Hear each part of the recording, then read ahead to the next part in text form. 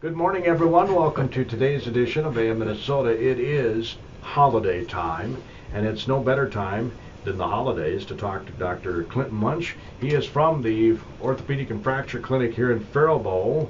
We're going to talk a little bit about a name change coming there. Tomorrow, Nort Johnson from the Main Street program, Faribault Chamber, will be with me. I had a really nice conversation with Nort yesterday on the phone about what we're going to talk about tomorrow.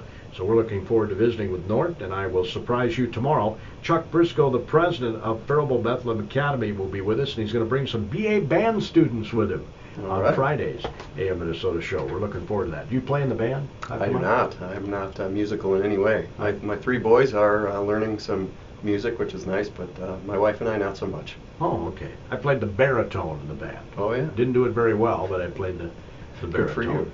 And I was in choir. I was in plays. I was in everything I could be in school. Well, that's good. Good for you. That Well-rounded. Good same, job. Same was true when I went to broadcasting school. We went into, I don't have the face for television, but I took some television courses anyway. It was kind of fun. That is fun. So how you been? I've been well. Things are good. Are you ready for the holidays? We're getting there. My wife is working hard, as always, every year to get us ready, and she's doing a great job. Well, you don't get involved in that at all? I do as much as I can, but she does most of the heavy lifting. Well, that's pretty cool. Yeah. That's awesome. Yeah. Any kind of gifts people can, this may be a really off-the-wall question, but can I get a gift certificate for somebody to the Orthopedic and Fracture Clinic? You can't, actually. We go through your insurance company, so we don't deal with money with the patients except for co-pays.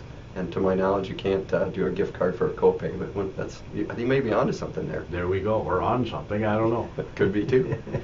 So we were going to discuss. I was telling you about a local basketball coach. I won't divulge who it was. Yes. Who had a recent surgery with he had some sort of a disc problem at the base of the neck, and they had to go through the throat, and they touched his vocal cord. Yeah, neck arthritis is a real common problem. And if you fail non-operative treatment and need to have surgery, the easiest way to get to the discs in your neck is through the front of your neck. And so the surgeons pull the esophagus and the trachea out of the way, and they pull the carotid artery the other way and go in that interval to get to the discs. And there's a nerve that goes to the vocal cords that can get stretched when that happens, and then that can leave you with a hoarse voice.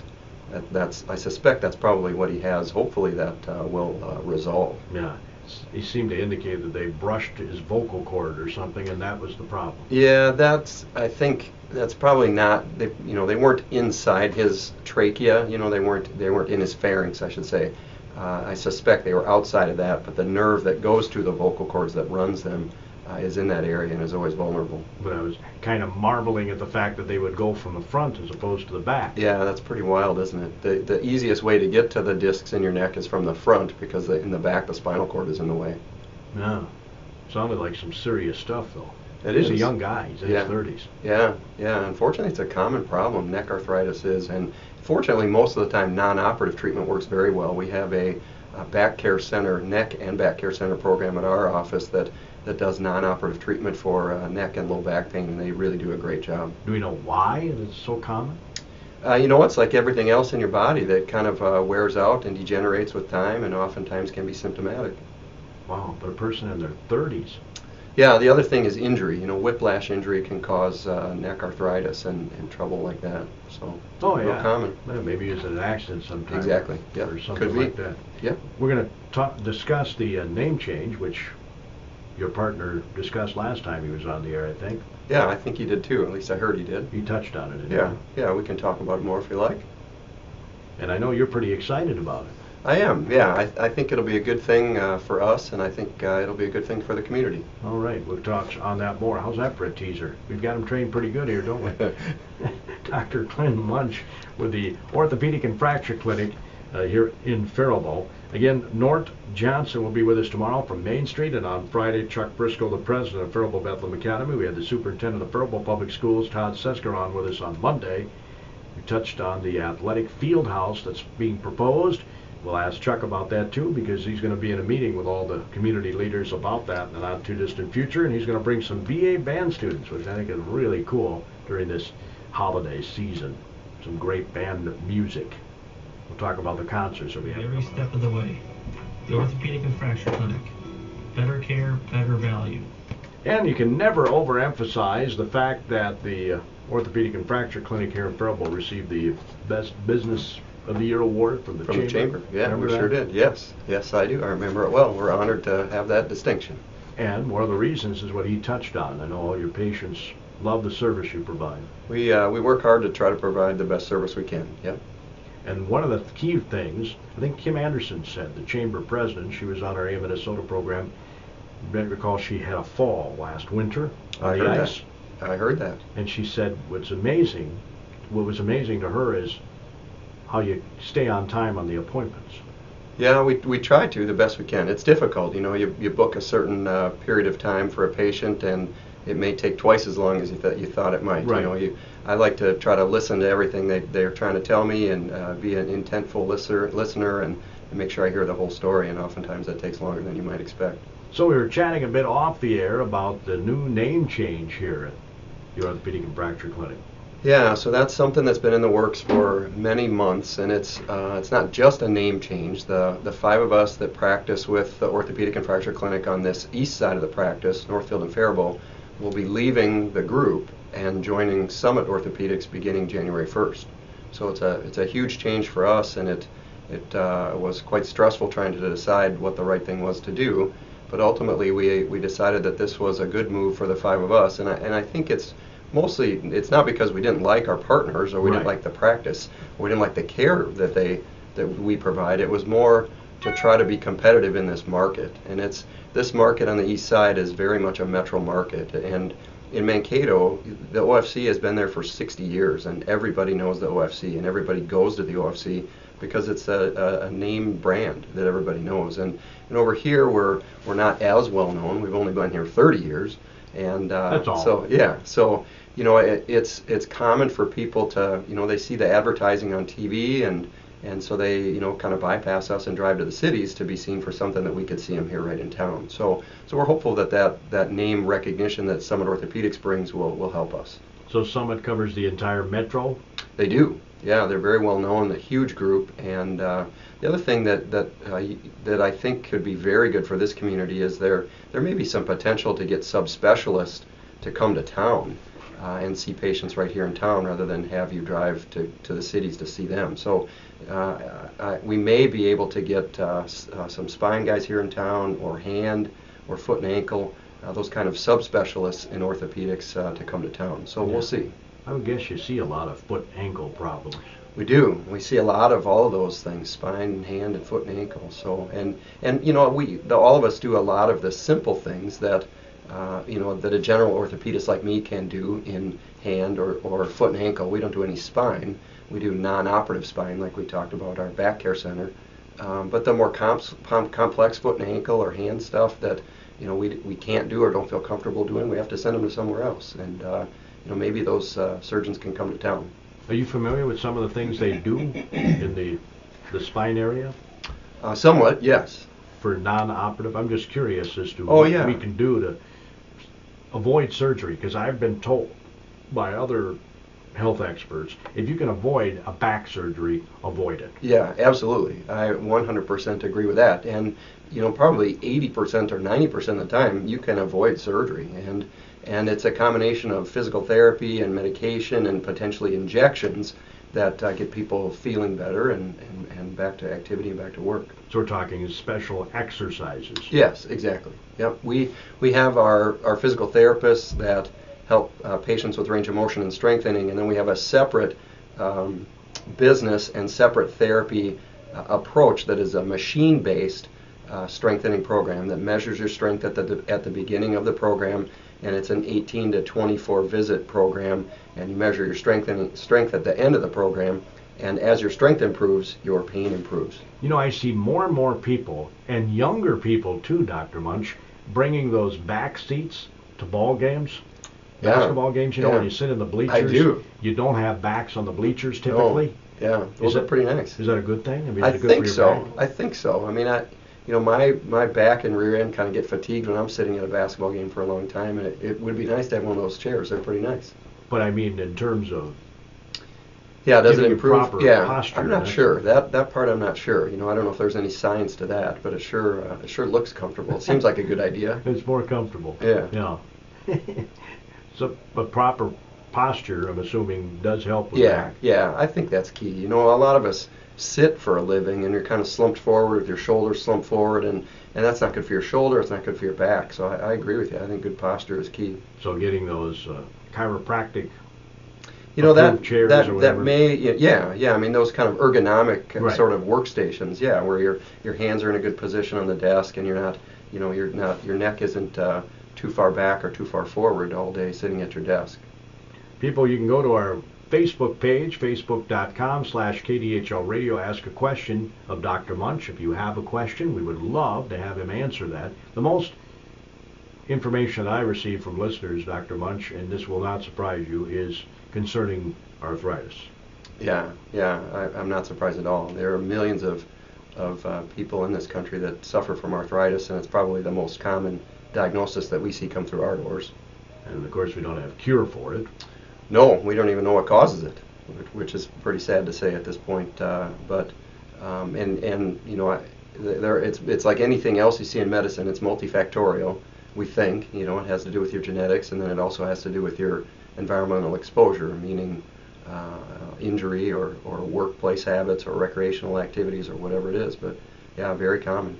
The good news is, arthritis isn't going to be the demise of me, is it? No, that is the good news. That's the beauty of my specialty is the things we deal with oftentimes, most of the time, are not life-threatening. So no, you're not going to die from arthritis, but boy, it sure is disabling. And people oftentimes say, I don't want to end up in a wheelchair, because generations past, that's what would happen. If you had bad hip or knee arthritis, there wasn't much that could be done, and eventually you might end up in a wheelchair. Well, that's very uncommon today with the techniques we have to keep you going. A basketball game I was reporting last night, followed the Falcons to Winona. They took on the Winhawks. Winona's head coach recently had his knee replaced. Oh yeah, very common. Okay? Yeah. October, Yeah. he had this surgery. Uh-huh. He's not back yet. The doctor did give him approval to coach, but he didn't give him approval to teach because he teaches fourth grade. Sure. And of course you have to get down, eye level Up and in down off the fourth floor. grade. Yeah. Well, the district has a policy where if you don't teach, you don't coach. Sure, that's tough. With a knee replacement with those kind of activities, it'll likely be 3 months before you can do those kind of things. So I would say probably into January before he's going to be comfortable doing that stuff. Yeah, I think the approval, I was told by one of the other coaches, that he's going to come back on December 22nd as his first day back to work. Sure, yeah. Well, I wish him luck. I hope that goes well. And did they do partial knee replacements? We do. Yeah, we do. There are 3 parts to the knee joint: the inside part, the outside part, and then the kneecap part. We kind of think of it as 3 separate compartments, and you can replace each of those compartments separately or individually. It's far less common, I think, in our practice to do that, because most of the time people, you have to have disease just in one compartment, and that's pretty uncommon around here. Yeah. Mm-hmm. Well, I was thinking it was kind of unusual too, because that's what he had, was a partial knee replacement. He did? Oh yeah, good. Which must be more difficult to rehab. Well, it's actually, most people think it may be easier. It's still a big surgery. Okay. It's not like an arthroscopic surgery. It's still an open procedure, and you are still replacing bone and cartilage with metal and plastic. But some people oftentimes think it's easier to recover from that than a total knee replacement. Well, how long has arthroscopic knee surgery been around? Oh, probably since the 1960s. Yeah, that's come a long way. Techniques are better. It and certainly technology is better. Yeah. It used to be when he first started that the surgeon was the only person that could see anything. They'd put your eye right up to a camera, like looking through a monocular kind of telescope thing. Yeah. And now obviously everybody in the room can see what you're doing because there's a big monitor, there's a big screen, and high definition and all those things. So it's come a long way. Yeah. Is it kind of fun doing that? It's very fun. Yeah, I love my job. That's the beauty of finding a career that you love doing. It doesn't seem like work. It's fun. No, the neat thing is you get to help people.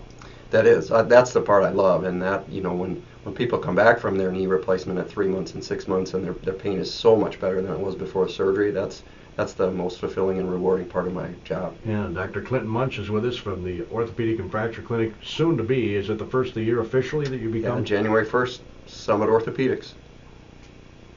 It's just going to be Summit Orthopedics or Summit Yeah. Orthopedics Faribault or It'll Northfield, just or- be Summit Orthopedics. They have many different offices, and we'll be kind of a branch of their larger clinic. But the practice will stay essentially the same. Yeah, I think so. Same guys, same faces, same good care, and same support staff. So yeah, I think really the only change will be the letterhead, the name on the letterhead.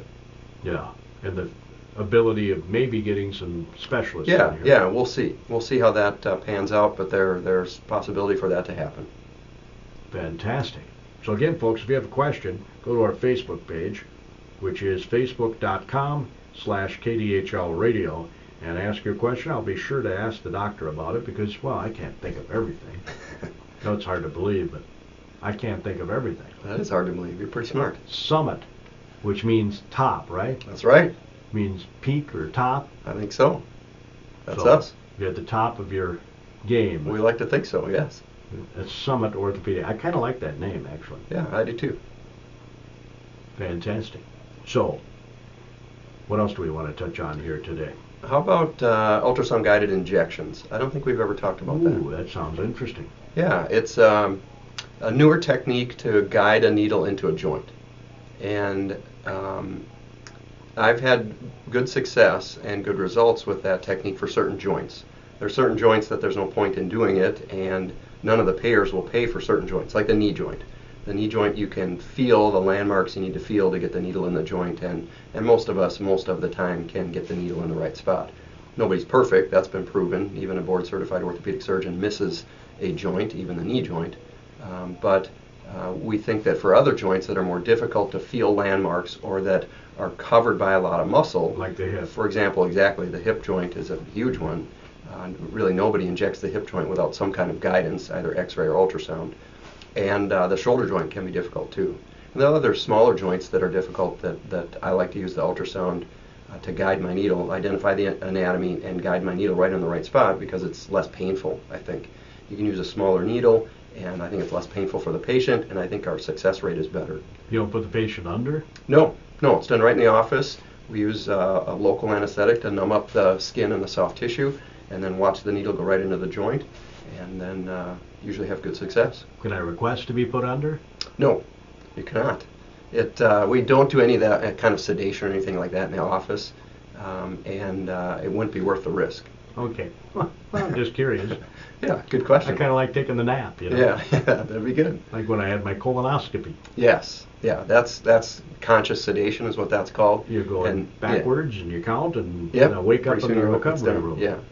Yeah. For that kind of procedure, obviously you need sedation because it's quite painful, and there's no good way to numb up your GI tract.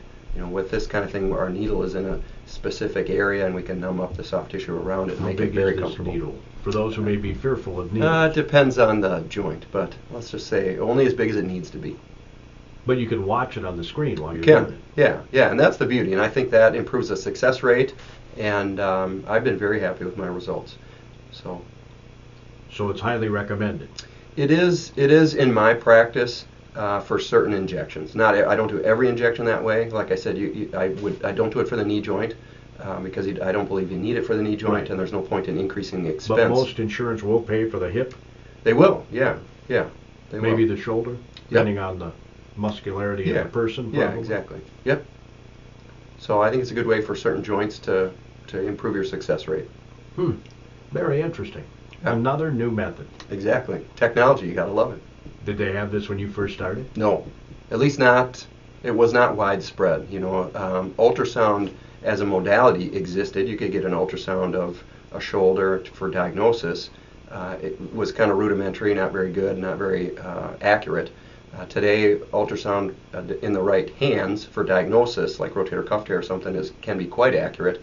I don't use it for that. I use it just to guide my needle to make sure I'm in the right spot. But no, this technology didn't exist when I was a resident. It's something I've learned on my own. So you don't use it for rotator cuff because?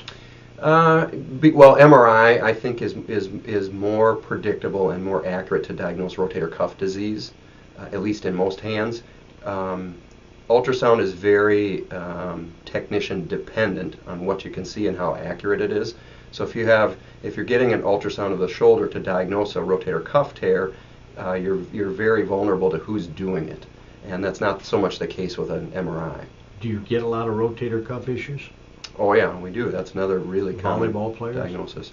I'd say that's a small percentage, Okay. to be honest with you. It's more the middle-aged worker, that has either rotator cuff bursitis or rotator cuff tear. Okay.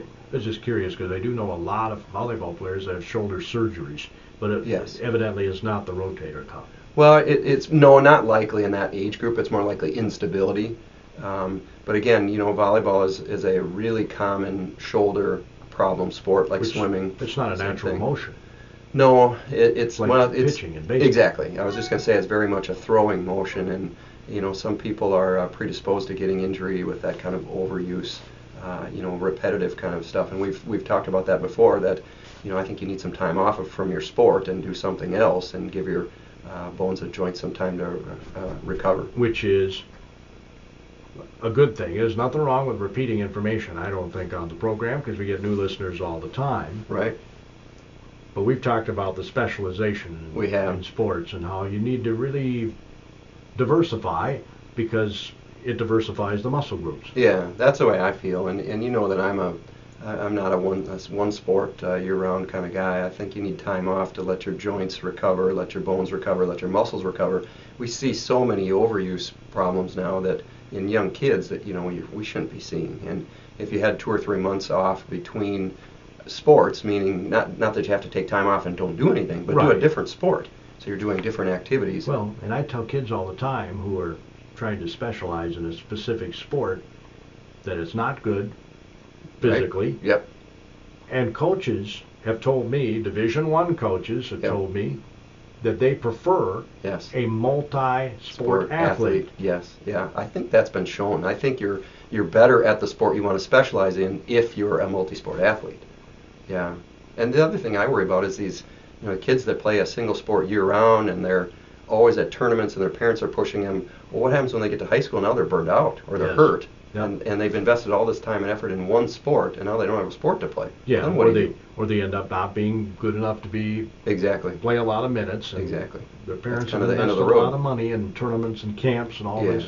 Yeah. So I think you're better off, like you said, being diversified, play a bunch of different sports, and Just be a kid and have fun. exactly. Yeah, I couldn't agree more. You should play no sport if it's not fun for you. Oh, I totally agree. Yeah, that's the whole part of it, right? Have fun and learn Yeah. learn Well, interpersonal relationships, and You said you became an orthopedic surgeon because it's fun, yeah, exactly. but you get to help people, which Yeah. is a side benefit. Yeah, exactly. And then you get to have lots of fun working with these little needles Yeah, exactly. and bigger needles. Yeah. Well, sometimes just don't look. But the rehab, Rehabs? some people rehab is more difficult than others, right? It is. It depends on the surgery, depends on the joint. Shoulder rehab is always hard, no matter what we do. Knee rehab can be hard. Arthroscopic, just a simple arthroscopy is not hard, but ACL reconstruction, the rehab is hard, and knee replacement, the rehab is real hard. Yeah, that's So it what depends. Adrian Peterson's going through. No, he had an MCL, right? I understand he had a meniscus repair. Okay. So his first surgery was ACL reconstruction, and he rehabbed quite Yes. quickly, but he's Amazing. kind of superhuman and not the same as all of us. And, Right. and that's his job, is to rehab when he's injured. So quite different than the rest of us. Yeah, he but- gets to devote his whole exactly. time Yeah. rehabbing. Exactly. He has nothing else to worry about except rehabbing his body. So Whereas us average bears or people, yeah, we don't have that luxury. have to work for a living, so Exactly. rehab is on the side. It is, yeah, and you do the best you can, and we can appreciate that. But yeah, there's different rehabs that are more difficult than others. Like for example, hip replacement. There's not much in the way of I was rehab. going to say, what can you do? Yeah, we just ask people to stand and walk. Kind of. I cracked my hip. I won't tell you how because it's kind of embarrassing, but Uh-huh. I cracked my hip once. There's really nothing they can do for you. No, just have to kind of keep off of it and let it heal.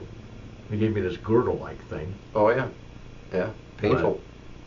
I didn't wear it very much. I So didn't understand why. You're like most of our patients. Well, I mean, seriously. Yeah. Compliance can be an issue. This is many years ago. Uh-huh. You're wiser now. No. Well, maybe I am. I don't know. But as far as treatment of the hip, I'm assuming it's a lot different now than it was, let's see, that would have been 40 plus years ago. Yeah, it is. Again, that's, another area where the technology has improved immensely. The way we treat hip fracture today is quite a bit different than it was even when I was in training. There are certain implants that didn't exist during my training 15 years ago that exist now that are standard of care. In fact, to be honest with you, I went to a doctor. We didn't go to an orthopedic specialist. Yeah. The doctor said, I can't really do anything for you. Suggest I go to a chiropractor, Oh boy. which I did. Yeah. That make you better? And they didn't do a whole lot either. Yeah. You know what I'm saying? I do. Yeah. I gotcha. Sometimes time is all you need. That's that's a lot of the stuff we see. You just need rest and time. And that's basically what it was. But you know something? Now, that hip, I have arthritis in it. Sure. Where I had the fracture. Yeah. Yeah. That's interesting. That's the environmental exposure part of what we talked about. Everything in medicine is genetics and environmental exposure, and your environmental exposure there was an injury. As you're getting older, I broke a clavicle in 8 different places in a car accident. Yeah. And I've noticed some arthritis setting in there yeah. too. Yeah. Yeah.